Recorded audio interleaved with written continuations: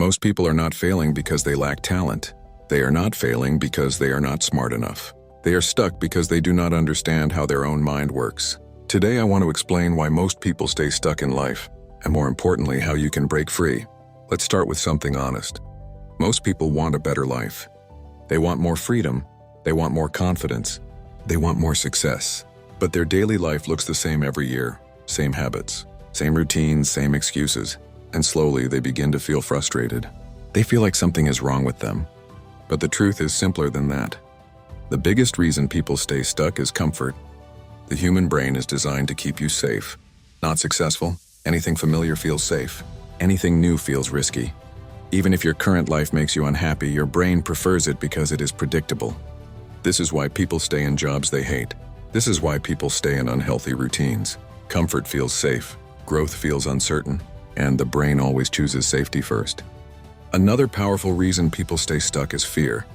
Not fear of failure, but fear of change. Change means responsibility, change means uncertainty. Change means leaving excuses behind. Deep down, many people are afraid that if they try and fail, they will have no one to blame but themselves, so they stay where they are. Stuck feels painful, but it feels familiar. Comparison is another silent trap. Social media shows you highlights, not reality.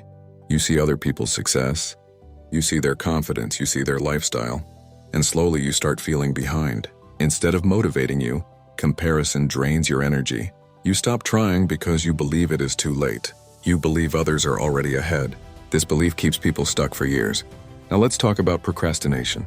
Most people think procrastination means laziness. That is not true. Procrastination is emotional avoidance. You delay tasks because they make you uncomfortable, because they make you anxious, because they challenge your identity. So you distract yourself, you scroll, you delay, you wait for the perfect moment. That moment never comes. Here is the truth most people never hear. You do not need clarity to start. You need action to create clarity.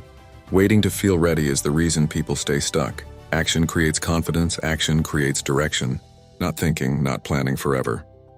Now let me explain how to break this cycle. First, accept discomfort.